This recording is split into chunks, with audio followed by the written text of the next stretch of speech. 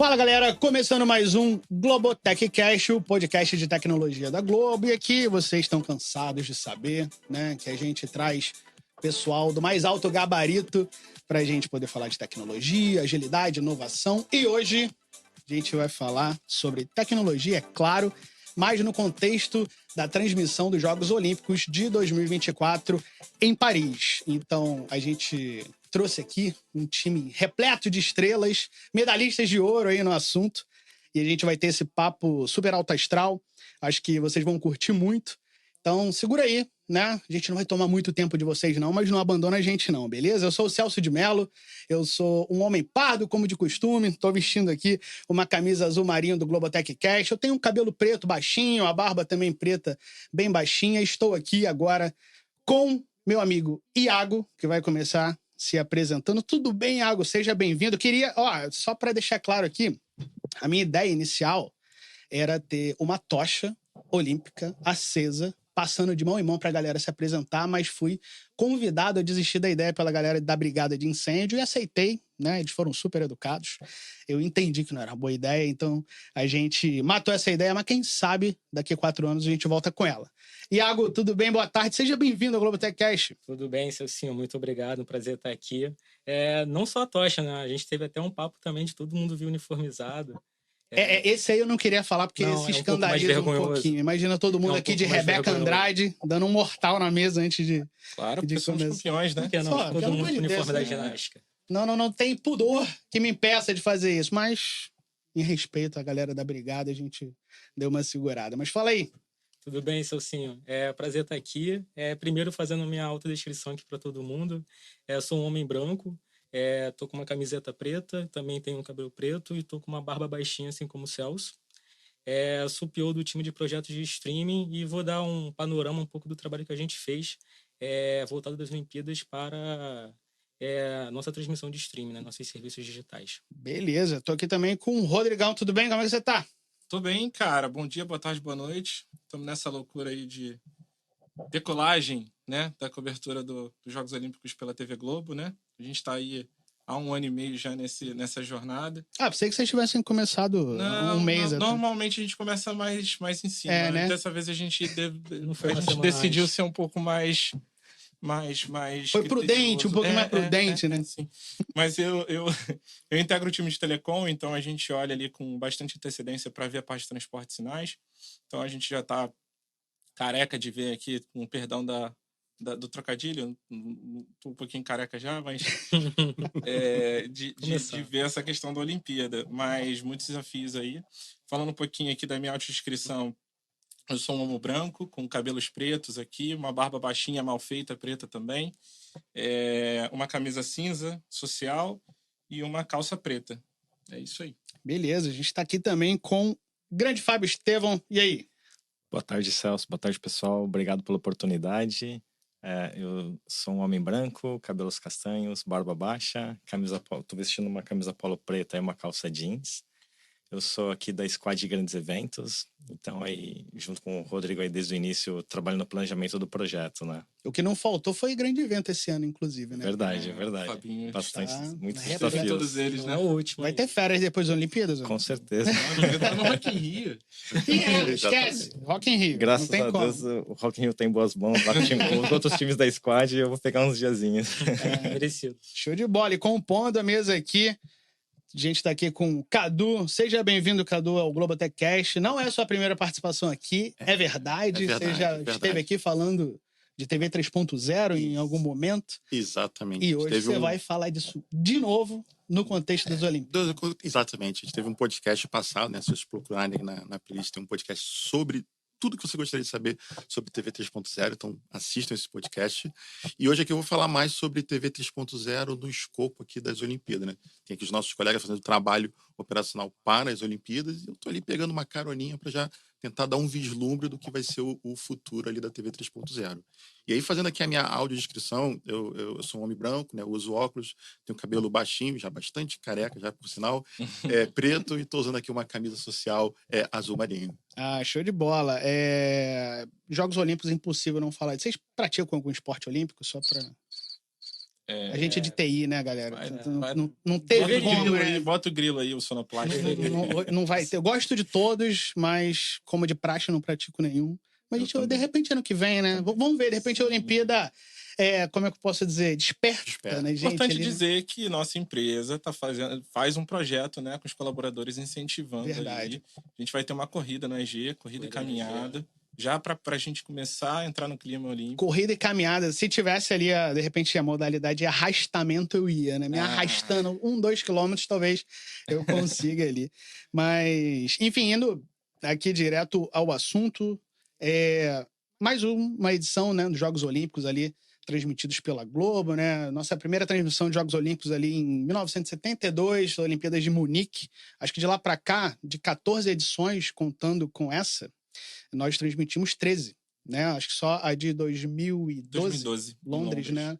Não foi com a gente. Então, assim, é tradição da Globo essa transmissão. E é muito legal estar aqui falando disso. E eu queria saber, a gente pode acender lá a pira olímpica em Paris? Já está tudo pronto? Como é que foi esse planejamento ou ainda falta alguma coisa, Fábio? Não, vamos lá. A gente está aqui, como o Rodrigo comentou, na reta final ali de comissionamento para o início do evento, né? Então, a gente iniciou isso no início do ano de 2023, do ano passado, praticamente 18 meses ali trabalhando, fazendo uma ordem de grandeza do evento, né? A gente pegou um case bem bacana ali, que foi as Olimpíadas de Tóquio, em 2021. Foi um contexto de pandemia, então a gente tinha uma equipe de operação bem enxuta. A gente montou ali uma central técnica ali só para praticamente receber os sinais ali e transportar esses sinais para o Brasil através dos links internacionais, né? Então a gente buscou esse case ali, que foi um bom case, e tentou aperfeiçoar ali um modelo de operação, monitoramento que a gente teria lá, lá em Paris, né? E aí trabalhamos em cima desse case, né? Que foi bem interessante para a gente. Foi desafiador, né? E aí, uma vez aprovado esse orçamento para o evento, a gente começou a envolver os times aqui de tecnologia, tanto o ROD, que é o nossa área de hub de operações de conteúdo, e os times de SESC, né, que é a infraestrutura, segurança e conteúdo, né? A gente busca ali ter um ponto focal de cada time, em cada site, e a gente junto constrói um conceitual ali para o evento com a colaboração de todos ali, de todos os times, né? E aí um ponto interessante da gente destacar para esse ano é que a nossa equipe de tecnologia ela é bem enxuta, né? A gente tem apenas 3 profissionais lá em Paris, então eles têm tanto essa missão ali de montar esse centro do IBC ali, que é onde a gente tem nossos equipamentos que fazem a recepção do sinal e transmissão aqui para o Brasil, né? Através dos links internacionais. A gente tem também a parte de montagem da equipe, da área de redação ali, tem um ponto de vivo, então eles fazem tanto a montagem quanto o suporte dessa operação. E a gente tem 16 equipes de reportagem, né? Então a gente faz o suporte ali para eles com os multilinks, com os equipamentos de comunicação. E também a gente presencialmente vai estar na cerimônia de abertura no Trocadeiro, né? A Trocadeiro é aquela praça que fica do outro lado do Rio, ali pertinho da... Exato. Eu fui guia turístico em Paris, não sei se vocês sabem disso. Você explicou uma coisa pra gente ali, antes do podcast começar ali, a gente tava desconhecendo ali uma parte da paisagem de Sabe Paris o mapa de ali. cabeça de Nada Paris. que o Google Maps não resolva pra gente, né? Mas e o time hoje que tá lá, né? Os 3 profissionais foram com certa antecedência para conseguir deixar tudo certinho lá, né? Eles foram basicamente uma semana ali atrás para fazer essa montagem ali do IBC, né? Dos hacks dos equipamentos que recebem esses sinais da OBS, da organizadora do evento, e entrega para o transporte de sinais ali, né? Para os links internacionais. E aí já fazendo as vistorias das outras áreas, né? Da onde vai ser a cerimônia de abertura. A OBS acaba, ela distribui esse sinal para todas as emissoras que estão ali, né, a nível mundial, poderem entregar os sinais ali nos seus países, né? Exato. Através desse IBC, que é esse centro de broadcasting, ali eles disponibilizam esses sinais para a gente, né? essa área, esse espaço ali que a gente consegue implementar nossos sistemas ali. Então tinha lá o time Globo e também tinha o time da NBC e também tinha o time Al Jazeera. Al Jazeera, né? NHK é super interessante. NHK tem só gosta. colocando um parênteses aqui, o nosso amigo Carlos Cosmo já esteve com eles Isso aí, ali. Acho que ali no nascedouro da TV 3.0, muitos anos atrás, para observar com eles. E a NHK costuma fazer algumas coisas ali. Quando a gente está no IBC, normalmente a gente costuma trocar com eles ali. É interessante porque é um ambiente muito diverso, né? Eu já estive no IBC aqui no Rio de Janeiro, né? Quando foi no Rio. E aí você acaba trocando ali. Não, querendo ou não, é um benchmarking, né? Você aprende ali pessoas do mundo inteiro, assim. Claro. E tá todo mundo fazendo a mesma coisa, mas de maneira diferente, né? Isso que é o mais interessante. Então... Sim, e assim, isso é até ali certo combustível para uma edição seguinte de Olimpíada, ou até mesmo Copa do Mundo, que intercala com a Olimpíada a cada 2 anos, né? Acho que vale sim, né? A NHK ela tem sempre essa pegada assim de olhar para o futuro. Às vezes eles fazem uns planejamentos assim, qual é a nossa visão, né? A visão japonesa para 2030, né? Sim. Então hoje muita gente está falando em 4K. A NHK já desde 2018 já vem experimentando 8K. Tóquio 2020 eles fizeram uma transmissão paralela em 8K. Paris também tem reservado ali algumas, não experimentações, mas uma cobertura 8K que a NHK fará.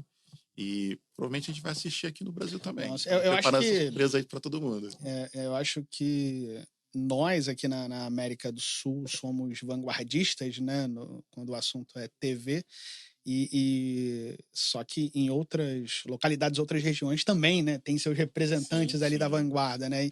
E assim, é óbvio, né? Se tu botar ali, é outra emissora, é concorrente e tal, mas o quanto que a gente aprende, né? Colando aí com esses caras, né? Eu acho que para nós, como profissionais, né? De media tech, digamos assim, é um hub, né? Todo grande evento é um hub de aprendizado no fim das contas, né?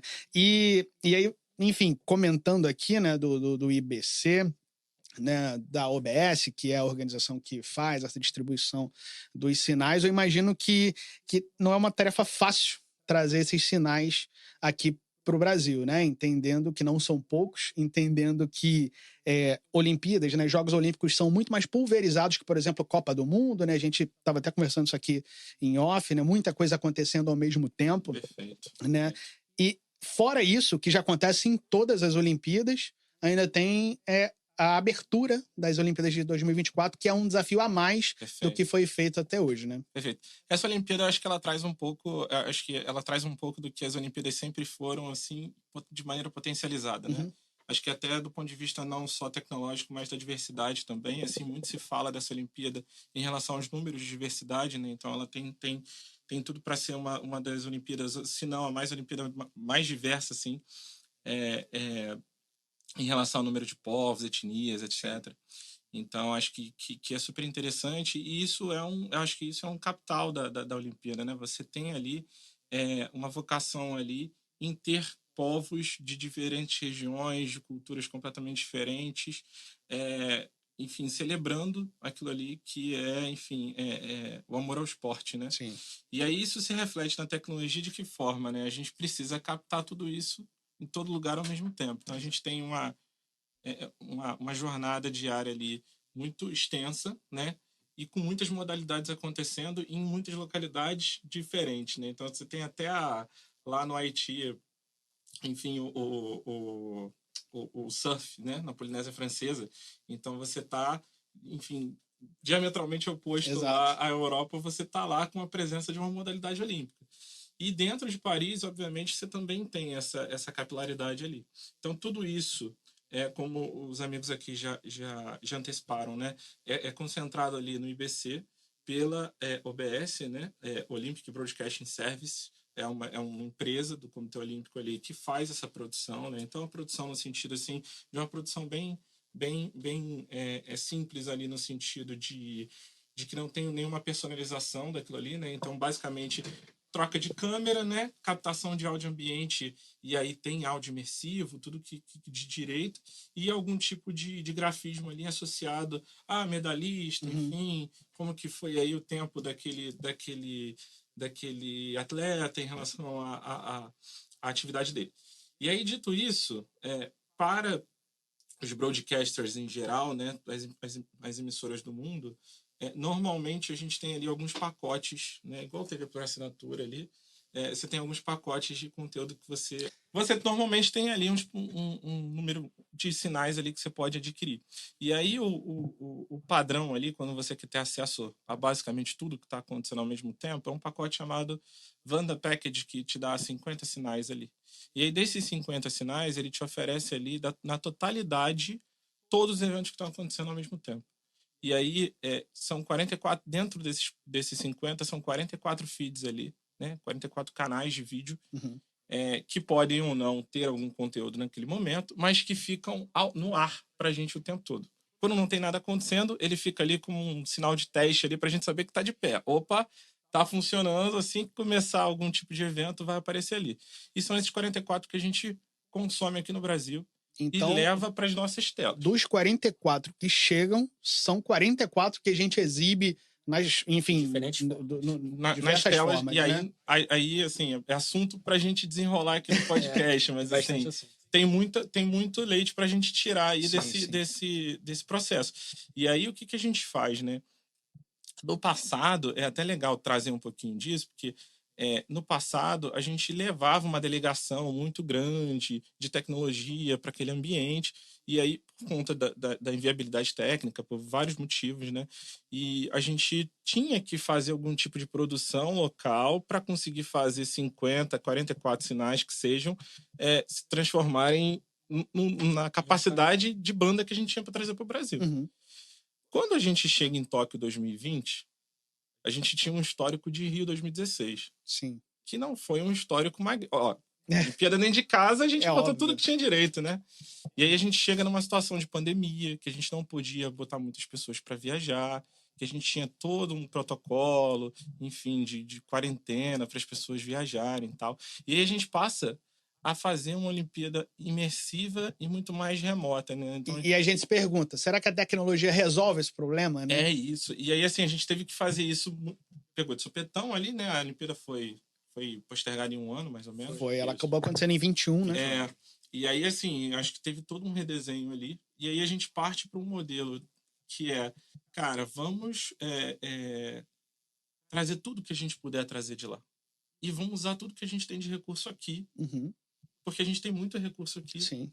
Para colocar tudo no ar. E aí a gente começa a experimentar essa possibilidade de ter estúdio remoto e de colocar tudo que a gente recebe de modalidade ao mesmo tempo no ar para as pessoas. Então, acho que foi um modelo muito bem sucedido, muito provocado pelo ambiente da pandemia, mas que a gente percebeu que era um modelo muito vitorioso e que a gente acho que consolida agora e só potencializa ele, sabe? Sim. Então é muito isso, assim, a gente trazer Paris para o Brasil, né? Trazer aquela atmosfera de lá. E aí, respondendo a sua pergunta, depois de falar tudo isso, não, obviamente não é fácil, né? Assim, trazer 50 sinais, né? Falei 44 sinais, mas a gente ainda tem mais alguns sinais ali que são câmeras que ficam espalhadas por Paris, são builds, né? Que a gente chama para ter algum tipo de imagem para ilustrar. Olha como é que tá a Torre Eiffel agora, como é que tá aqui e tal, Arco do Triunfo, enfim. E aí a gente recebe essas câmeras lá e recebe alguns outros canais esportivos e mais alguns feeds aí, de repente, dedicados que a gente pode comprar ali com exclusividade e tal, mas o básico é isso aí que eu te falei. Então, antes o que tinha ali uma curadoria local, até por limitação tecnológica. Perfeito. Hoje a gente não precisa mais ter, né? Isso faz com que a gente também não precise ter tanta gente lá para isso. Então a gente pega 44, 50 sinais, ó, de maneira bruta, entrega aqui na Globo Brasil, né? E aí sim faz o que tem que fazer, edita para lá, para cá, escolhe o que tem que ser exibido e apresenta. Narra, bota a nossa voz, a nossa linguagem em cima ali, né? E aí, dito isso tudo, assim, colocar tudo isso, né, num papel, a gente calcular a banda e aí olhar para aquele cardápio de possibilidade de conectividade que a gente tem de Paris até o Brasil, lembrando que, assim, a gente sempre avança e moderniza, mas a gente também precisa se preocupar, enfim, com a resiliência daquilo que a gente coloca no ar. Então, assim, a gente não pode abrir mão da qualidade e da garantia de que aquilo vai para o ar, né? Então, a gente prepara toda uma arquitetura de transporte olhando para isso, olhando para o orçamento, olhando para o que existe de tecnologia embarcada, e aí prepara ali, junto com outras áreas de tecnologia, uma arquitetura de transporte que hoje por fibra ótica, assim, sobretudo por fibra ótica ali, com provedores internacionais. E aí algumas contingências ali a gente já lança a mão de outras tecnologias assim super interessantes, que é a parte de cloud, transporte por internet, já substituindo uma figurinha marcada em eventos internacionais que é o satélite, por exemplo. A gente não usa satélite para essa Olimpíada. É a primeira sem sat? A gente teve algumas coisas ali de satélite na última Olimpíada, assim, mas muito pontual, né? E aí nessa agora a gente está abolindo. E aí não é um movimento globo, assim, é um movimento de mercado, sabe?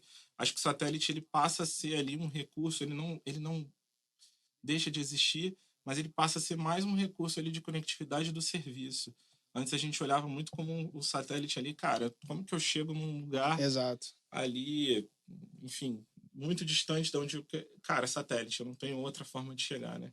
E agora o satélite, ele já tem outras abordagens. Aí quando eu for linkar aí com a questão da cerimônia de abertura, a gente pode até falar um pouquinho disso. Não, se você quiser, a gente já pode até comentar, né, sobre o desafio da cerimônia de abertura. Acho que pela primeira vez não é em um ambiente tão controlado quanto um estádio, quanto um local estático, né, digamos assim, né? E aí você até me lembrou, né, essa curiosidade de fibra ótica, links internacionais, satélite e tudo mais. Muita gente acha que a internet ela é distribuída via satélite, né? Que se satélites caírem, o mundo perde conectividade. Não é bem assim, né? Hoje a gente tem ali uma malha robusta de cabos submarinos, né, que interligam continentes ali, né? Então, de repente, se você não é de tecnologia, tá assistindo a primeira vez o Globotech Cast, essa é uma verdade, tá? A internet, ela se comunica. Agora, se alguém passar um barco diferente ali entre Brasil e África, né? Acho que a gente pode ter alguns problemas, né? Fortaleza é um grande hub de chegada, né? Praia do Futuro super estratégica ali pelo posicionamento geográfico dela ali, né? Exato. Os cabos que vêm de Miami e tal, assim, todos os cabos que chegam ali internacionais ali, todos não, né? Mas assim, muitos cabos internacionais ali, eles chegam ali na Praia do Futuro em Fortaleza. E aí, você tá falando disso, tava tendo até uma questão aí lá em Fortaleza com relação a uma usina. A usina de dessalinização da água. Quando eu vi essa notícia, e aí a gente já volta para Olimpíadas, mas é importante a gente comentar isso, porque também afeta todo mundo, né?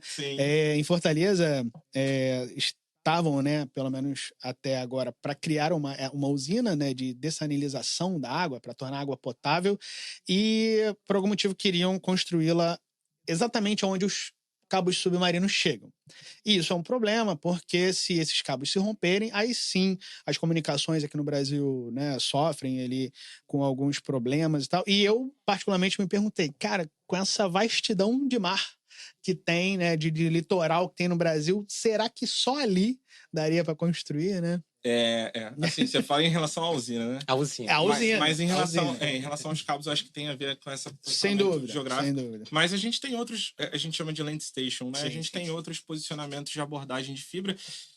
Segredo de Estado, né? Nosso aqui, mas a gente se preocupou com isso na hora de fazer as Olimpíadas, claro. Então, assim, a gente tem essa preocupação em relação a como que esses cabos chegam ali, porque, assim, é muito improvável.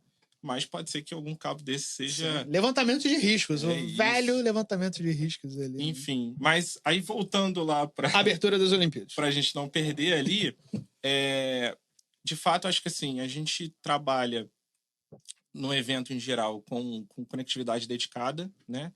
Mas quando a gente vai olhar para um evento, um sub-evento da Olimpíada como esse, a internet é o principal ativo de conectividade. Assim, não é trivial você chegar num ambiente que você vai ter a abertura das Olimpíadas ali por todo o contexto de segurança e chegar com um link dedicado. Você não vai chegar. E aí, quem tem link dedicado, basicamente, é a OBS, né? Que ela tem ali, o Comitê Olímpico, ela tem ali a sua prioridade, porque ela vai prover enfim, o conteúdo para o mundo todo. Exato. Assim, A o conteúdo captação é principal, dela, né? né? A captação é dela. Então, assim, a gente tem ali uma preocupação, como todas as emissoras do mundo, de estar presente ali. Não é um ambiente controlado, né? A gente já tem alguns tipos de experiência ali no início ali do revezamento da tocha olímpica ali em Paris, que a conectividade ficou muito ruim, né? E aí a galera já se preocupou bastante com relação a isso, sabe? Então, assim, naturalmente a gente já espera que existam ali uma certa dificuldade em relação à saturação da rede mesmo, né? A rede celular vai estar super ocupada pelos milhares de telespectadores, não telespectadores, mas espectadores que estavam lá presentes. Então, e aí é um percurso longo, a dinâmica é muito interessante, porque o que está se prometendo, né, é que a gente tenha um percurso ali de um ponto ao outro do Rio Sena, e aí cada delegação vai dentro de um barco. Então, assim, a gente vai ter ali a passagem do Brasil num determinado barco, né? Mas não é durante todo o trajeto que a gente tem visibilidade. Então, qualquer ponto de captação que a gente tenha próprio ali, próximo ali, que a gente consiga falar com alguém é super interessante. Sim. Então, assim, isso é um super desafio. E aí, trazendo um pouquinho daquela visão do satélite, por exemplo, é aí que a gente chega e começa Seria a olhar, uma por exemplo, para uma alternativa. Starlink da vida, né? Exato. Porque aí ela tem ali aquela questão da mobilidade, você consegue colocar em qualquer posicionamento, carrega ela debaixo do braço e coloca em qualquer lugar, né? Então, assim, não só para este evento em si, mas, assim, a questão da mobilidade é super importante, acho que no nosso dia a dia aqui do jornalismo, enfim, outros eventos aí que a gente tem multidões, enfim, que a gente tem maior dificuldade. E aí a gente tem Starlink, a gente tem um projeto lá da Amazon, do Kuiper também, que ainda tá para sair e tal. Então, é isso. E aí a gente está ali, né, em Paris, no Rio Sena, se preparando para enfrentar esse desafio e se posicionando ali em determinadas localidades ali para conseguir cobrir tudo que for. Aí é uma mania que a Globo tem de câmera exclusiva, não sei se vocês já viram. Não, câmera exclusiva da Globo. Aí bota o cara lá em cima da ponte para ver o fulano do atletismo que tá dentro do barco, né? Mas, assim, é e óbvio, a né? gente tem umas surpresas legais aí que a gente Não pode falar? Não pode contar, né? Pô, não vou esperar até a abertura para saber. Não pode falar. Não. Sem spoiler. Adia o episódio e aí já pode... Se adiar o episódio, depois a gente fala. Na galera, então a gente vai encerrar aqui. Não, mas muito, muito legal. E assim, como você falou, né? E só voltando um passo aqui, porque isso me deu curiosidade aqui. Não podemos tratar satélite como obsoleto, por mais que hoje não seja o titular ali das comunicações que a gente tem para fazer, porque num caso desse, né, de algo pontual, um ponto ao vivo ali que a gente precisa ter em qualquer lugar da cidade, seja de Paris, seja em outros contextos até fora do esporte, fora das transmissões esportivas, né, para o jornalismo, no dia a dia, em lugares remotos. Acho que no que aconteceu ali no Rio Grande do Sul, a gente também lançou mão de tecnologias como Starlink, como satélite, né? Então não é que a gente deixa de usar alguma coisa aqui só para focar em outra. Na verdade, é algo a mais, né? Elas se somam, isso. né? Eu acho que a gente potencializa e a gente deixa aquele recurso que é mais premium, né? Um recurso Sim. que é mais, eu acho que a gente chama de bala de prata, aquele que vai para aquilo que é pontual. Porque também não é trivial também, como a gente trabalhava e a gente ainda trabalha em algumas situações, levar um carro de satélite, entendeu? Para fazer uma transmissão ao vivo. Antigamente, você fazia um repórter chegar num ponto ali de cobertura jornalística com uma van, né? Sim.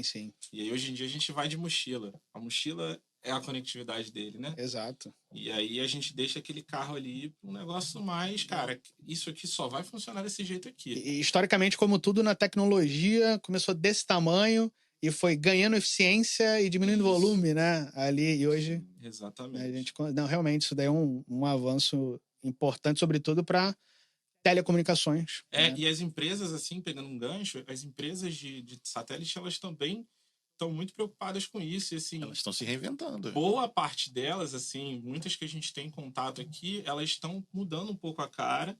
E, não vendemos mais capacidade. A gente vende serviço. Exato. Então, assim, essa galera, ela já começou a perceber ali que, assim, você quer internet? Beleza, vou te entregar a internet. Você quer que eu te entregue vídeo? beleza, vou te entregar vídeo. Ele vira um service provider. Claro.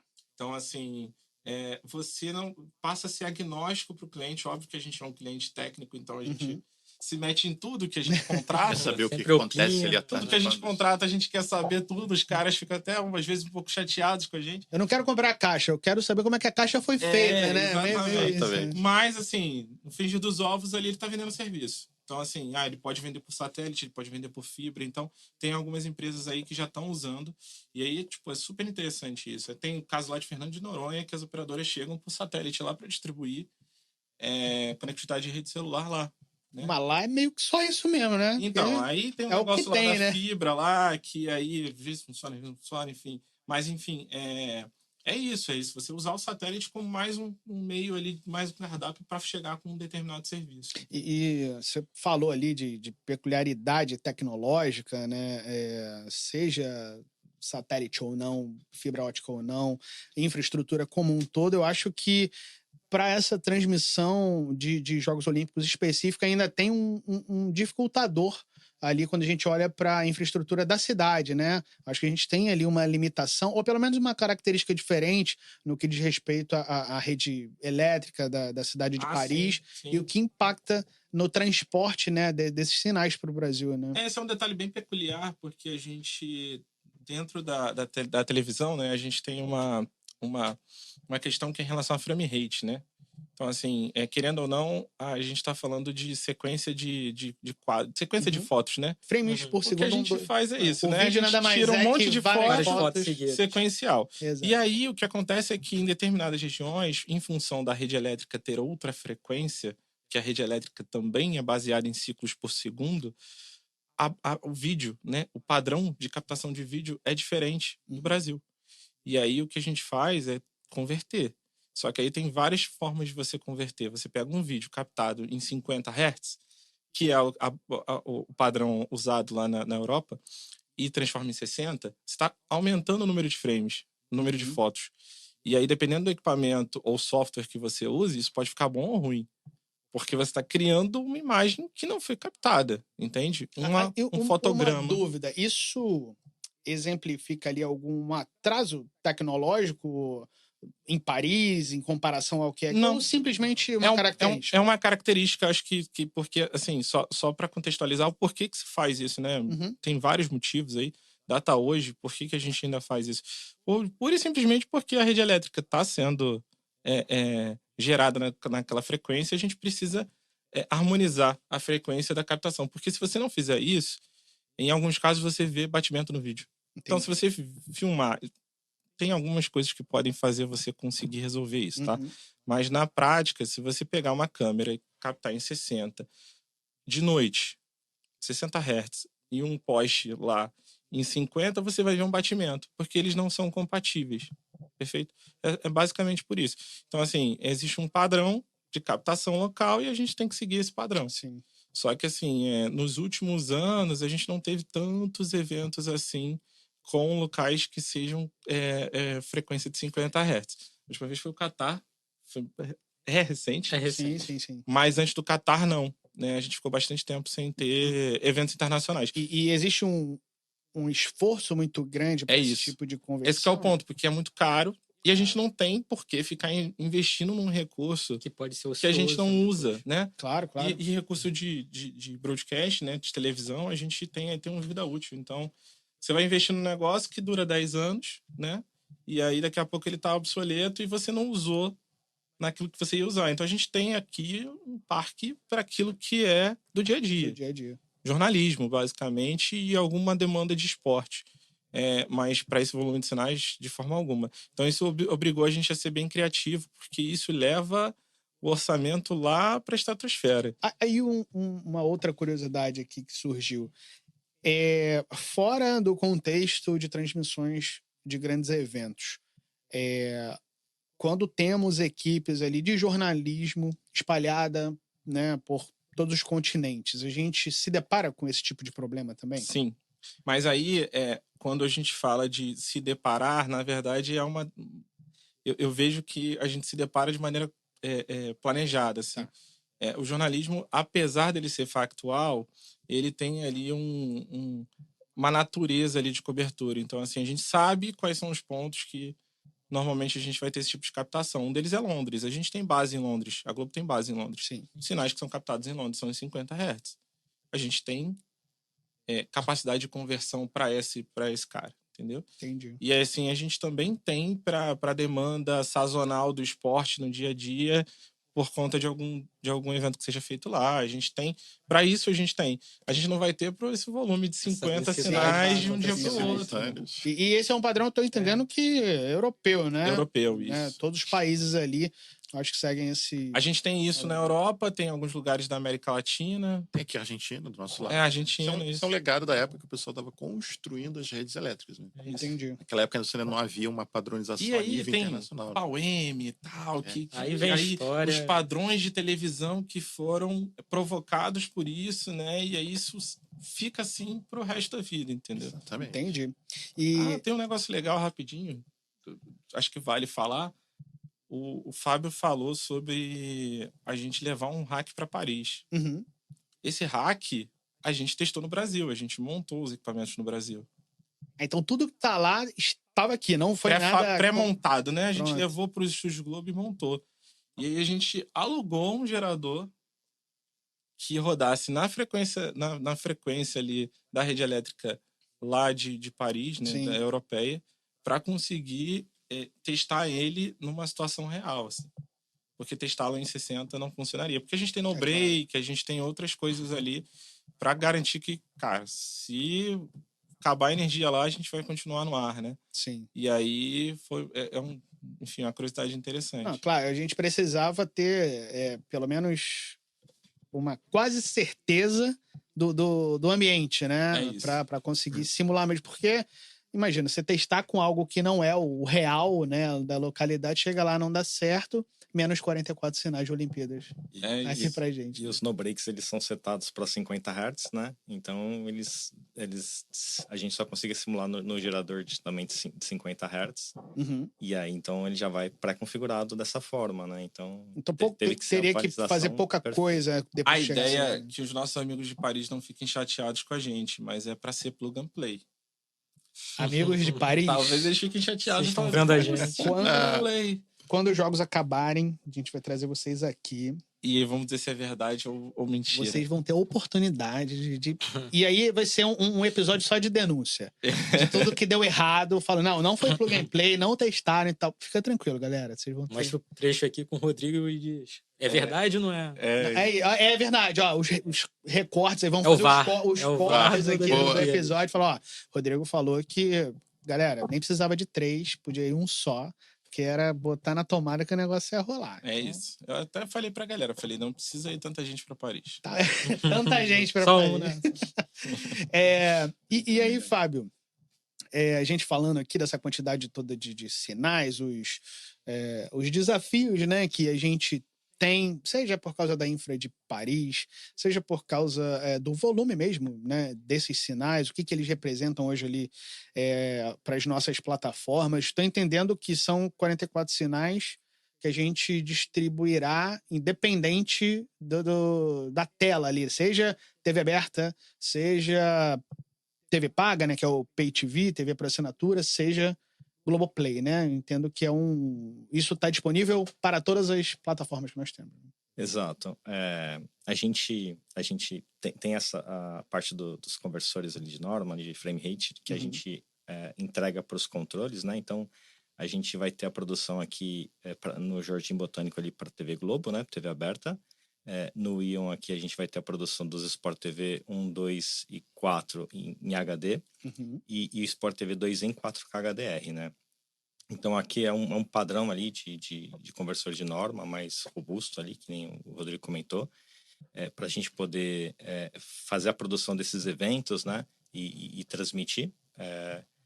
E para o Globoplay, aí foi essa solução criativa que o Rodrigo comentou, que a gente, no próprio encoder ali, que a gente faz a transmissão para o Globoplay, que a gente fez essa conversão de norma ali e conseguimos viabilizar o projeto, né? Perfeito. E assim, olhando um pouquinho para o universo digital, né? Saindo ali do que a gente tem de TV aberta, de Pay TV, né? Que é a TV por assinatura, que o pessoal conhece mais por esse nome. Olhando para o Globoplay, a gente tem algo ali bem dedicado, né, Ego? A gente tem, entendo que os 44 sinais ali, e uma série de desafios em cima dessa transmissão, dessa disponibilidade de sinais dentro da plataforma, né? Com certeza, a gente vai ter uma cobertura totalmente especial aqui para o streaming. E até dando um panorama assim, de quantidade de canais que a gente vai ter dentro da ferramenta. Com a exibição das Olimpíadas, digamos, a gente vai ter o Sport TV 4K, vamos ter a TV aberta, Uhum. vamos ter os 4 canais Sport TVs, né? Que a gente vai ter um canal Sport TV adicional durante os 19 dias de evento. Então, acho que já totalizou 6. Mais os 44 sinais extras. Então, a gente vai ter, em determinados momentos do dia, 50 canais esportivos no nosso serviço de streaming. A gente mais do que dobra a quantidade Hoje regular a gente tem entre ali, 30 e 40 canais, Sim, assim, sim. 24/7, mais alguns eventuais, né, que a gente faz durante, principalmente futebol, algum entretenimento. Então, a gente vai ter essa densidade de canais que a gente não está acostumado a ter. Então, fora, ainda posso acrescentar, então, para fechar o número de 50 canais, um novo serviço que a gente vai ter, que a gente está testando também um novo canal, que vai ser um Mosaico Sport TV, onde a gente vai fazer a transmissão de um mosaico multicanais, onde teremos 4 quadrantes, né, com os 4 Uhum. Sport TVs, 1, 2, 3 e 4, dando um destaque do áudio para o Sport TV, que vai fazer a cobertura assim mais quente dos jogos. Sim. E isso vai ficar disponível apenas no streaming para os usuários. Então é um canal a mais, onde o telespectador vai conseguir ver o que está acontecendo em cada canal, em diferentes momentos, em diferentes eventos. Se quiser, ele pode optar em ir para o canal diretamente, né, através da ferramenta do Navega Agora na TV. Sim. E, assim, é mais um novo recurso que a gente vai estrear aqui nas Olimpíadas e que provavelmente vai estrear nas Olimpíadas, mas como vários recursos que a gente está fazendo vão ficar também para o futuro, para eventos que a gente vai ter, tanto de rádio show Sim. ou outros eventos esportivos também. Não, é interessante a gente pensar, né, que o planejamento que envolve um grande evento como Jogos Olímpicos ali, ele não afeta só o que a gente estava falando no início, né? Equipes e equipamentos que saem do Brasil e vão para lá e tal, mas isso reverbera na ponta final, né, que é a da plataforma que entrega para o usuário, né? Até isso é super afetado, né? Então, assim, o time todo pensou muito em ter novas entregas para o usuário final, né? Então, ser também inovador com o que a gente tem, fazer desenvolvimentos. E, assim, como o Rodrigo e o Fábio já comentaram, tiveram desafios muito quentes, que foi comum tanto para o broadcast Uhum. quanto para a gente do streaming, né? Então, assim, você chegou a questionar a questão de desafios que a gente teve.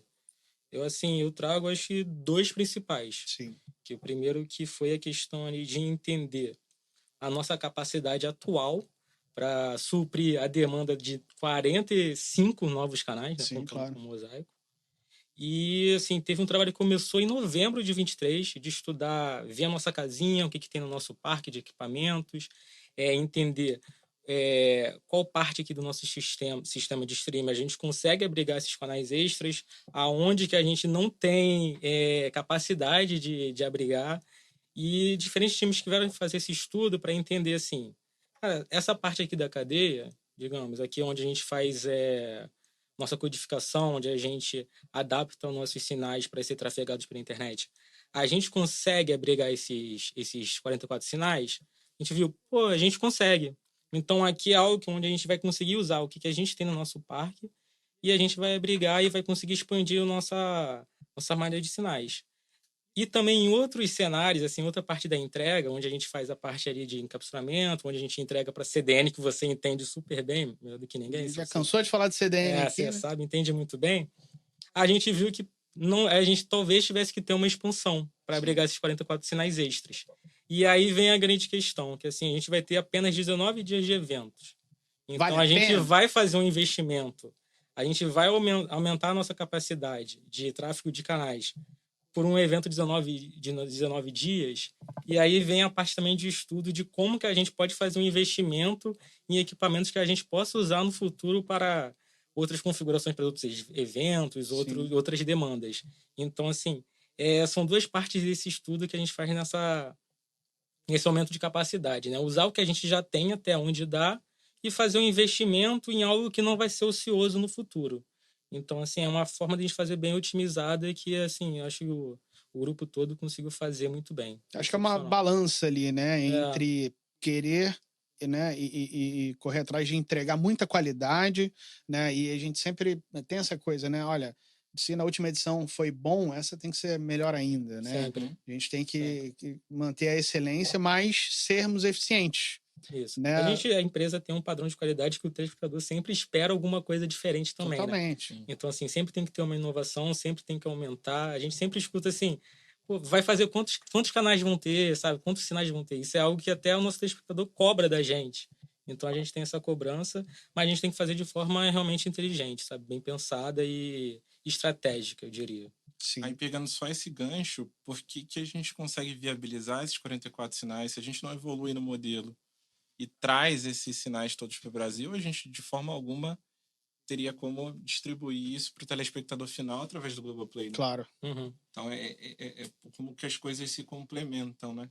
E aí, uma outra coisa que eu ia até pedir para o Iago explicar melhor, mas, assim, a gente pega esses sinais que a gente manda para o Globoplay de volta e manda para as operadoras que fecharam esse serviço com a gente, né?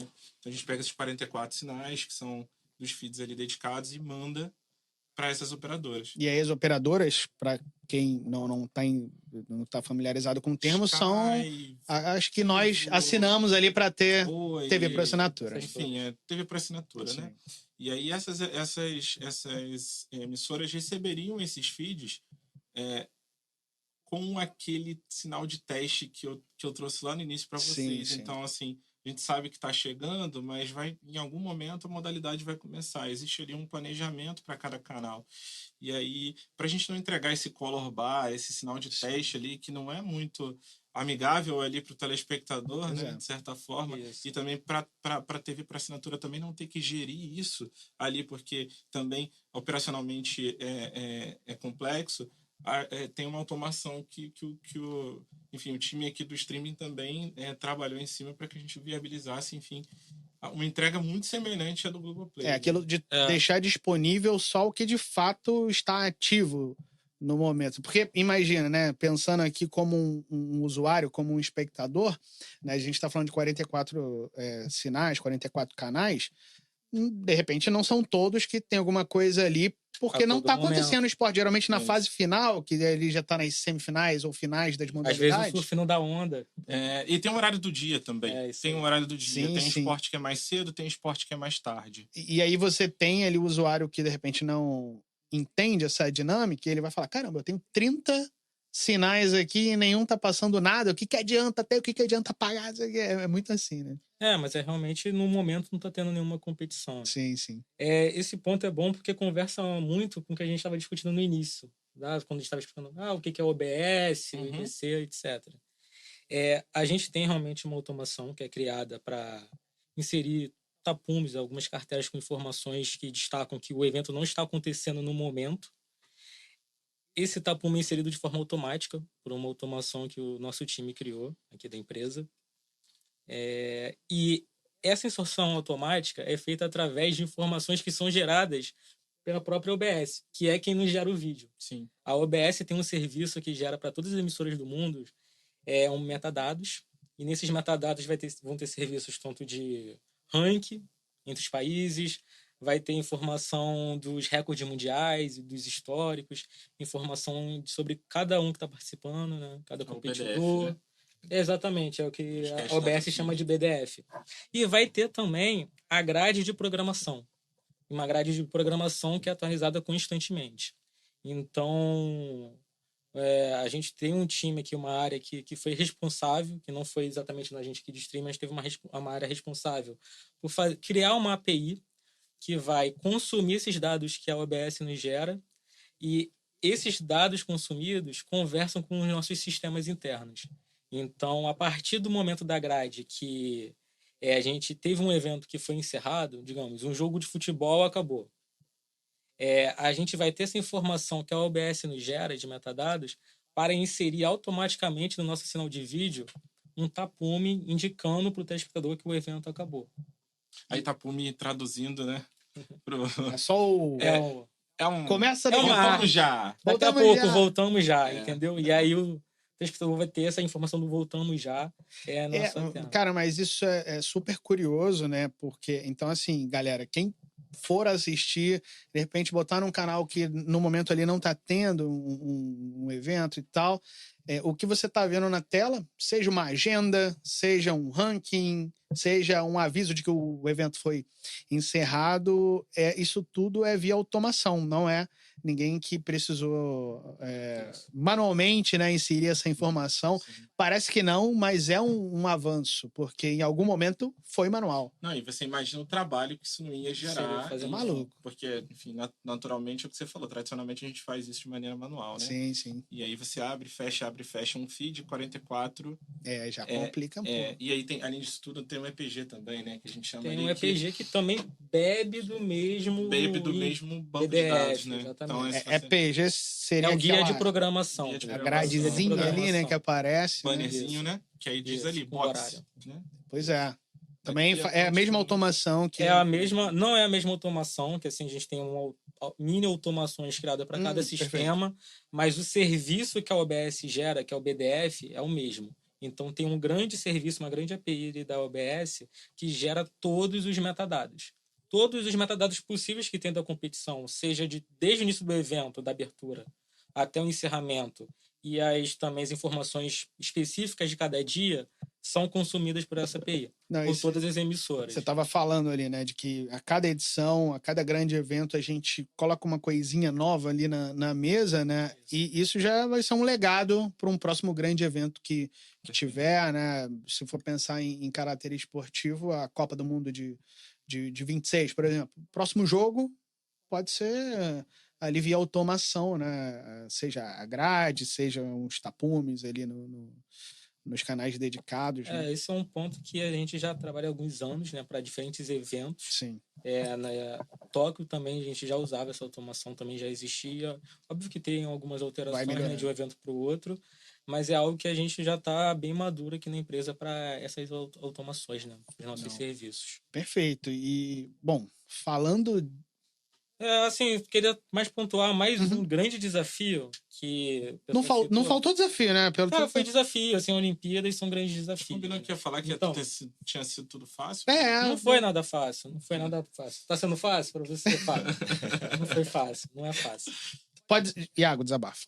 Vou desabafar. Teu momento Sessão terapia? Terapia, Sessão pode terapia. falar. Sessão terapia. Como o Rodrigo citou, e o Fábio também, a gente tem os nossos encoders, né, que são, para quem não sabe, são os nossos codificadores que fazem a adaptação do sinal, que eu já tinha citado, a gente tem a entrada desses sinais de vídeo nesses equipamentos em 50 Hz. Então, a gente teve o trabalho de fazer toda a validação com diferentes times de especialistas de vídeo, especialistas do próprio equipamento, né, os nossos DevOps, para fazer a validação desse equipamento, fazer a conversão e, simultaneamente, já a transmissão final para a nossa CDN. Então, a gente tem um trabalho de meses atrás, onde a gente fez a validação e homologação desses equipamentos. E esses equipamentos também, que a gente já tinha em casa, então, ou seja, a gente conseguiu otimizar o que a gente já tinha, eles também são responsáveis da entrega para as operadoras, que a gente já tinha conversado. Não, perfeito. Assim, né? Acho que a gente falou isso algumas vezes aqui no episódio, que desafio não falta, né? E o interessante disso tudo é que, mesmo com esses desafios, a gente está conseguindo fazer essa entrega. Né? A Olimpíada está batendo na porta com todas as suas... não dificuldades, a gente acho que não pode nem levar para esse lado, mas suas características, peculiaridades ali que acontece mesmo, né? O que é desafio hoje para a gente, de repente foi desafio para as emissoras da Europa quando vieram captar a Olimpíada de 16, né? Então, isso é mais do que comum, né, dentro de tecnologia. E, seguindo na linha de desafio, de inovação, de legado, de coisa que no futuro a gente vai poder continuar colhendo, né? Cadu, o homem do futuro, traz pra gente TV 3.0 no contexto de Olimpíadas. E assim, né, eu até fiz esse comentário, né? TV 3.0, que todo mundo comenta ser a TV do futuro, mas esse futuro nem tá tão longe assim. Acho que é um futuro quase presente, né, Cadu? Exato. Assim, para o pessoal se situar, né? O que a gente chama de TV 3.0, às vezes o pessoal fala TV 2.0, né? A gente passou a numerar os nossos sistemas de televisão, né? O analógico é 1.0, o atual é o 2.0 e o que está vindo será a TV 3.0. E aí ela traz uma premissa, né, assim, principal, né? A gente precisa juntar o que é o mundo de TV com o que é o mundo e economia digital. Então, uma primeira abordagem para você fazer isso é o que a gente chama de TV 2,5, né? Sim. Repara que ele, o 2,5, assim, olha... É um checkpoint, né? Checkpoint, é algo que Vem novidade aí. está no mercado, é compatível com o que você já tem, eu posso transmitir, mas quem tem um 2.0 não deixa de assistir, Sim. entendeu? Mas o 3.0, ele está em construção, ele está sendo construído já desde 2020, né?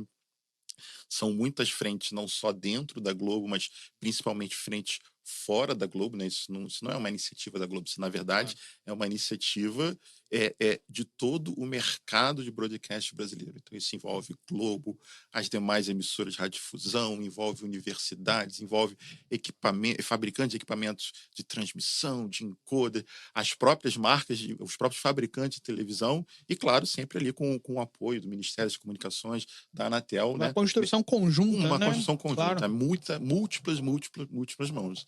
E aí é importante, né? O Rodrigo estava comentando assim, grandes eventos, a gente traz sinais, e aí vocês tiveram um vislumbre assim de, com esses sinais da empresa, a gente opera, né? Potencializa todos os nossos canais de distribuição. É no digital, com o Globoplay, é na TV aberta, é na TV paga. E também, como a Globo sempre teve essa pegada de inovação, isso assim já é uma tradição de décadas na empresa, todo grande evento a gente procura exercer, cara, o que é o próximo passo ali no futuro? Já foi o 4K, já foi o HD, e agora chegou a vez ali da TV 3.0. E aí, para essas Olimpíadas, basicamente, todos esses produtos, a gente está construindo ali uma operação experimental de TV 3.0. Então, a gente vai simular ali um centro exibidor, né, como se fosse o centro que recebesse esses sinais 4K, HD de Paris e preparar essa distribuição de TV 3.0.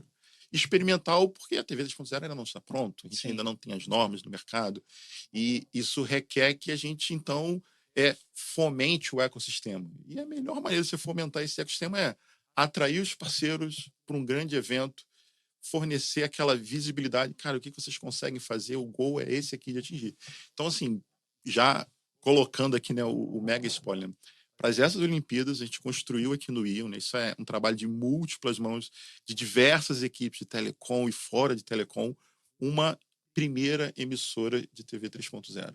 E aí a gente vai estar exibindo esses sinais aqui no primeiro andar, durante todo o período das Olimpíadas, em vários aparelhos de televisão, protótipos, né? Claro. Primeiras implementações, mostrando já o que esse futuro vislumbra para a gente. Um futuro onde você passa a integrar o mundo digital com o mundo de televisão, só que da sua perspectiva de telespectador, você passa a consumir conteúdo. Mas isso está vindo do ar, isso está vindo da internet, de onde que está vindo? Isso não importa. O que importa é você consumir aquele conteúdo, você ter aquela experiência de interatividade que engaje você naquela jornada do consumidor pelo o conteúdo. No caso aqui, o nosso conteúdo Globo usando os sinais das Olimpíadas. E eu estou entendendo, então, que esse experimento da TV 3.0, ele ainda não vai estar ali disponível para o espectador, até porque não temos tantas TVs com essa característica no parque de TVs nacional, digamos assim. Existe digamos assim, existe um processo para a construção, né? Quando a gente fala de TV 3.0, a gente está falando da construção de algo que vai ficar aí no mercado pelos próximos 30, 40 anos. Sim. Então, essa construção, né, como eu falei, ela está acontecendo dentro aqui do Brasil. Isso envolve um processo de padronização e criação de normas. Eu, por exemplo, trabalho lá no módulo técnico também na construção de muitas dessas normas, né? E, posteriormente a isso, você tem a publicação das normas. Junto à publicação das normas, você precisa ter a designação de canais de radiofrequência para as radiodifusoras. as radiodifusoras começam a transmitir sinais, as fabricantes de TV começam a colocar no mercado os primeiros protótipos, e aí, como toda tecnologia nova, ela chega com um valor alto, Sim. e conforme ela for sendo massificada, esse valor vai decaindo, É uma evolução ajuda orgânica a massificar ali, né? mais, e aí fica um círculo virtuoso, né? Claro, claro. Sempre aumentando. Então, assim, o que a gente vislumbra, né? Esse ano, 2024, nós finalizamos o ano com a publicação das normas. Perfeito. Essa Foi é a um meta. avanço Essa é a meta. enorme. Pode colocar no Promessa, VAR, hein? Promessa. pode colocar no VAR e cobrar. Vai então, ter corte. Essa é a meta. Eu vou te mandar uma mensagem, 1º de janeiro. Isso. de Feliz ano 2025. novo! Olha, Cadê a cadê a norma? norma? Você com a Olha, antenazinha na mão, eu- cadê? Eu vou, Cadê que não tá? eu vou comprar a norma da BNT, essas normas são pagas. Eu vou comprar a norma, vou fazer uma selfie com a norma aqui impressa. Que norma? Aí tem que fazer um episódio com a norma impressa. Não, como se em 1º de janeiro eu fosse ter uma TV apta a receber o TV 3.0. Né? Pois Ou é, seja, mas aí- você vai cobrar, você não vai ter. E aí como é que isso acontece, né? Aqui vocês já vão ver assim, olha, será que tem dificuldade para se fazer essas TVs porque a gente ainda não tem a evolução das tecnologias no silício? Uhum. Quem for na demonstração já vai ver que, olha, as gerações de silício, né? Processadores, né? Já suportam as tecnologias da TV 3.0. Então, falta Então, só querer. Você chegar na Casa de Bahia com É a óbvio. norma, você chega com a norma. Algumas É das isso. TVs que nós estamos exibindo aqui, nós compramos num fornecedor local e essa TV só recebeu ali uma modificação para aquele hardware Sim. poder exercer essas tecnologias. Não quer dizer que já está sendo vendido, mas mostra assim, olha, a maturidade, né, do hardware, do silício ali, né, do Sim. processador que tem na TV. Os atuais ele já suportam essas Eu tecnologias. preciso de uma norma e um carnê. É isso. Né? Chega lá e fala. basicamente. E aí, Mas é um pouco, só desculpa cortar, mas eu acho que é um pouco do nosso papel aqui Sim. como emissora de televisão, sim, né? sempre fomentar Porque, o futuro. O drive disso ser colocado no mercado. Porque o fabricante, obviamente, quer vender aquilo que tem demanda, né? Sim. No Então- final, estamos todos ali no negócio de ganharmos dinheiro, né? É Então, isso. vamos ganhar dinheiro fazendo um futuro tecnológico melhor ainda. E aí, qual é a pegada, né, que se vislumbra? Uma vez que você tem as normas já no final de 2024, 2025 é aquele ano que vão começar a ter as primeiras estações pilotos, Sim. estações feitas pelo próprio governo, ou talvez por alguns dos broadcasts, e você vai ter aquela mega experimentação no ar, né? Todo mundo experimentando. Como que funciona o transacional nesse novo tipo de TV? Sim. Como que é a experiência? O que a gente pode ou não oferecer para o usuário? E como oferecer? Né? Não é um corte seco, né? Eu acho que a transição pode ser até longa. A gente teve isso do analógico para o digital, Sim, né? Olha, a sim. gente começou aqui e lá na frente a gente vai desligar o digital. Que a gente né? está desligando agora em certas exato. O partes. que acontece? Todos esses sistemas, você não tem o sistema velho, né? Exato. Sendo desligado e imediatamente o sistema novo ligado. Não. Eles convivem por Existe uma longos sobreposição, anos, né? de Verdade, anos, verdade. às vezes até décadas. Sim, certo? sim.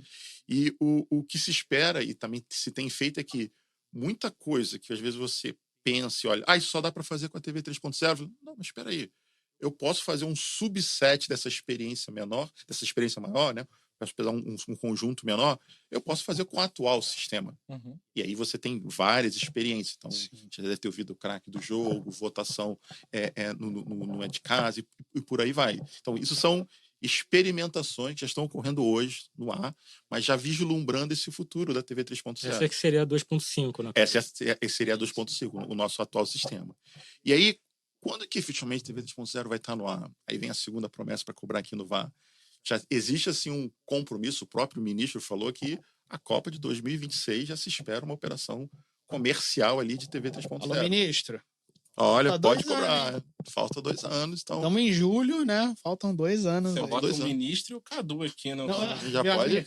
Traz a São ministra. 2 convidados aqui. Isso aí. A gente está fazendo isso daqui, Olimpíadas de 24. Óbvio que vai ter o da Copa de 26. Cadu e o Cadu ministro. de novo. Cadu e o Já, ministro. já abre assim, ó. Olha a promessa no passado aqui. Vamos voltar um pouquinho aqui, galera. Vamos ver. E Cadu, para a gente fechar esse tema TV 3.0, né? E quando a gente fala disso, de uma TV integrada, de uma TV que conversa com o broadcast e com a transmissão via streaming, via internet, as TVs conectadas como um todo, a gente fala muito em interatividade, eu acho que é um assunto que Quente. prevalece, né, a interatividade, mas eu acho que a gente também tem benefícios de acessibilidade, Sim, sim. né? E o que a gente teria, né, seja para experimentar agora, né, de possibilidades, ou mesmo que a gente tenha que esperar um pouquinho, tá mais madura a TV 3.0 para poder experimentar, né, para os nossos amigos, né, que precisam de uma TV mais acessível, né? Sim, a TV 3.0 ali no seu nascimento, ela já foi pensada para ser um sistema 100% acessível. Então, eu não estou falando aqui de acessibilidade apenas audiodescrição, não estou falando aqui apenas de você ter uma legenda. Eu estou falando aqui, inclusive, de você ter avatares com a interpretação de Libras sendo ou um humano, você enviando um vídeo, seria assim o formato mais simples, ou até mesmo você ter... Nós dotamos a TV 3.0 de recursos que você pode enviar o que a gente chama, né, na linguagem de sinal, você tem a interpretação textual disso que é chamado glosa, né, como se fosse a linguagem de sinal, mas escrita.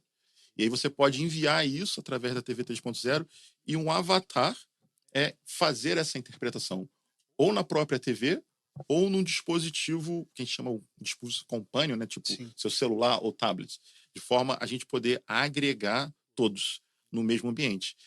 O áudio imersivo, quando a gente fala também, nós vamos na TV 3.0, o teu áudio imersivo e personalizado, movimentações de objetos, a gente pensa em, por exemplo, tornar novamente, né, a TV no seu nascimento foi um elemento que ela agregava pessoas. Então, você tinha uma TV e muitas pessoas numa sala ou numa casa. E, posteriormente, com a massificação da TV, acabou você tendo uma individualização, cada um tendo a sua TV. E aí a TV 3.0, nessa pegada de acessibilidade com o áudio, a gente pensa novamente trazer todo mundo para esse ambiente coletivo, mas ainda assim mantendo personalizável. Claro. Como que a gente faz isso? Aí vocês podem vir aqui na demonstração, a gente vai ter o maior prazer em demonstrar. Perfeito. E assim, né, quando a gente pensa em tecnologia, se a gente for olhar lá na origem, o grande papel da tecnologia sempre foi facilitar a vida do homem, né? Correto. Sempre foi dar para ele ferramentas ali para que ele conseguisse fazer coisas que até então ele precisava fazer com a mão, né? Quando o primeiro martelo foi inventado, isso foi um avanço tecnológico. Então a gente lança a mão da TV 3.0 ou de qualquer plataforma nesse sentido, que seja mais inclusivo, que facilite a vida de todo mundo, sem distinção, né, ali dos potenciais dessa pessoa, se consegue ou não. Eu acho que a missão cumprida, né, digamos assim, da TV 3.0 e da tecnologia, né? E eu acho que a gente...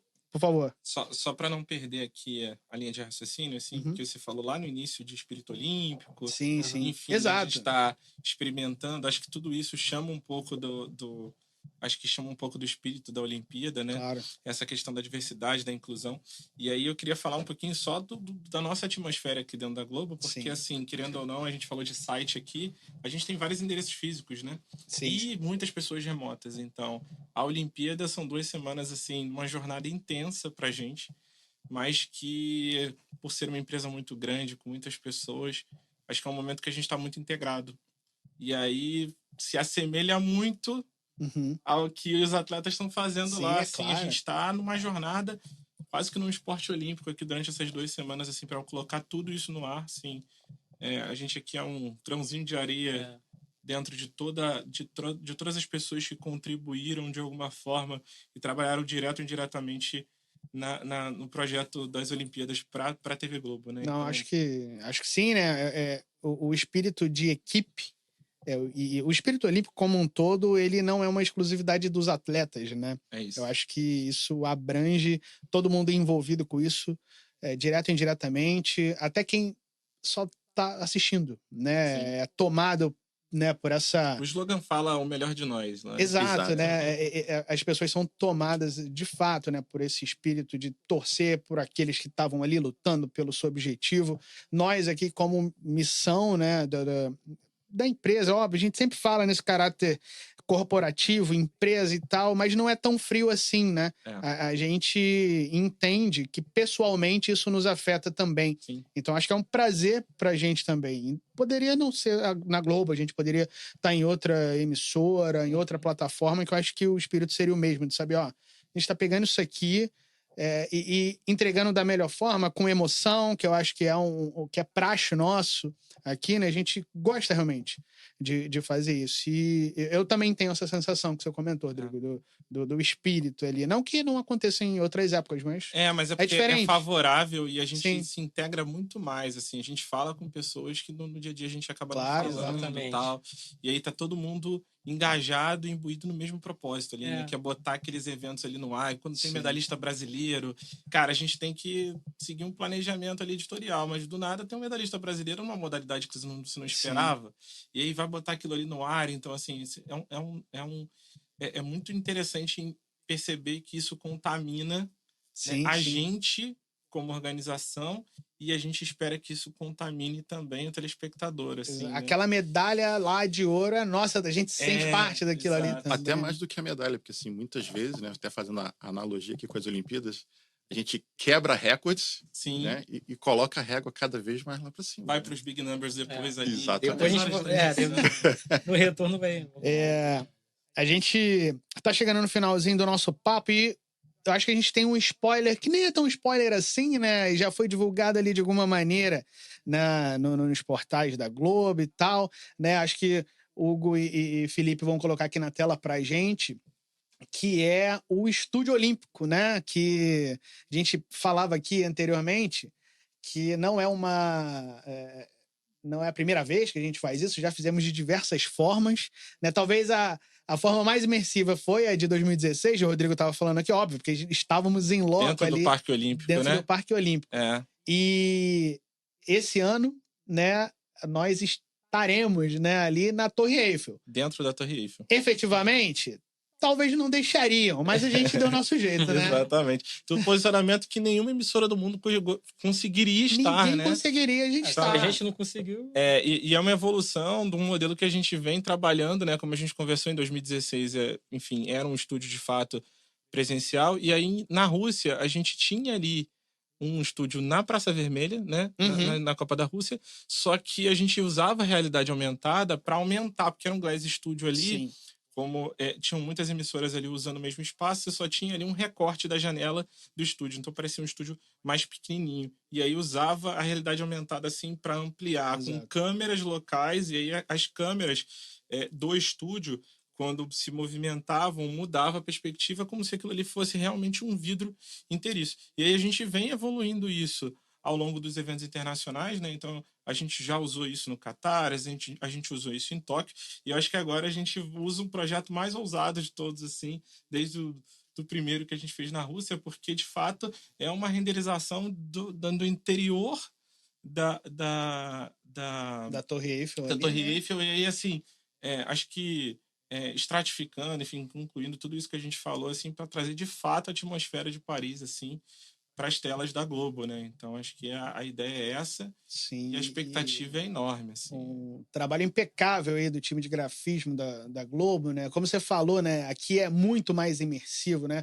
Você vê que muda o ângulo, a perspectiva, a paisagem ali da cidade de Paris muda também, né? A gente tem aqui a característica, dependendo da modalidade em que está sendo falada também, o detalhe, né? Aqui natação, se fosse o caso. É um estúdio interativo, né? Totalmente então você vai ter ali, né? mesa tática, tudo aquilo que a gente já está acostumado. Sim, ali, entendi. enfim, aquelas interações com as modalidades, né?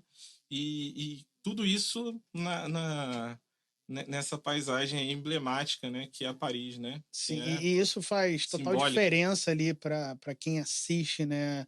Eu acho que a gente nem precisa esperar a TV 3.0 para estar imerso, né? A gente começa a imersão o quanto antes, né? Do jeito que dá, aí com arte, né? Para mim isso é um trabalho artístico, efetivamente, ali da galera do grafismo da Globo, incrível mesmo. E por 19 dias a gente vai ter essa vista aí, né? Da Torre Eiffel ali, vendo a paisagem de Paris enquanto transmitimos Olimpíadas. Exatamente. E, galera, eu queria agradecer demais esse papo, né? Poderia ficar aqui horas e horas falando disso. Acho que a gente falou de tudo um pouco. A gente falou de tecnologia, de desafio, de responsabilidade social, agora falando De história. de história. A gente falou de tudo. E queria dar a última palavra aí para vocês, né? Para a gente poder encerrar nosso episódio. Espero que no pós-Olimpíadas a gente volte para cá para falar das grandes vitórias, né? Falar da nossa medalha de ouro, que sem dúvida nenhuma vai ser o sucesso da transmissão. Então, queria dar a palavra aí para a gente poder encerrar nosso episódio. Fique à vontade, grande Iago. Obrigado, Celcinho. Assim, primeiramente, queria agradecer você o espaço, também todo o time O espaço do é nosso. podcast. O espaço é nosso, O espaço é mas eu sei como que foi o trabalho para organizar o podcast. Eu acho que também todo mundo que topou a ideia de fazer acontecer isso daqui assim de forma tão rápida e engajada. Sim. Então, também queria agradecer a vocês também que toparam a ideia. Eu sei que foi muito rápido. Eu acho que o pessoal que está assistindo não tem ideia de como que a gente trabalhou para isso daqui acontecer. Então, eu fico muito contente também. E espero que todo mundo tenha um bom evento, que assim, que a gente tenha boas experiências e que realmente a gente possa voltar aqui no futuro para trazer assim como que trazer o resultado, né, e como que foi gratificante para a gente ver o nosso resultado de fato acontecendo. Beleza, grande Rodrigo. Eu acho que é isso. Eu acho que resumindo aqui, é convidar todo mundo aí enfim, a mergulhar nesses dias aí intensos de Olimpíada com a gente. Acho que tem muita coisa legal para assistir, assim, quem para assistir a Olimpíada consegue perceber, assim, o quão é diferente do dia a dia, do que a gente tem para assistir, né? Acho que a gente tem um pouquinho ali da linguagem diferente nas multitelas ali, e aí a gente vai conseguir alcançar ali diversos tipos de público ali. Acho que desde a pessoa que gosta muito de esporte, quer ver lá no Globoplay um esporte específico ali, que é muito diferente do que normalmente as pessoas gostam de ver, e vai ter o cara que está ali assistindo, de repente, televisão aberta, né, durante o dia, e ele vai ser capturado pelas Olimpíadas. Então, acho que isso é muito legal, assim, e perceber que a gente faz parte disso também é muito gratificante. Então, assim, convidar todo mundo, agradecer vocês aqui pelo espaço. Primeira vez que eu faço isso aqui, né? Mas foi muito agradável, assim, foi um momento muito agradável aqui falar um pouquinho do que a gente está construindo aqui na Globo. Então, só agradecer vocês e dizer que as Olimpíadas prometem. Show de bola. Eu queria agradecer também a oportunidade. É minha primeira vez também aqui. É um prazer estar aqui participando desse projeto imenso e no time de muitas feras, muitas pessoas aí colaborando, que nem o pessoal comentou aqui, são muitos times mesmo. E que tenhamos um grande evento aí, que de repente o time que está lá em Paris possa aqui trazer as histórias, as memórias ali pra gente ali. Não, perfeito. Cadu, tu sai daqui devendo uns negócios aí pra gente, né? Só pra te deixar... Devo, não nego, e pagarei todos eles. Mas, assim, mais uma vez, queria agradecer a todo o time, né? Os colegas aqui pela conversa, você pelo host aqui do podcast.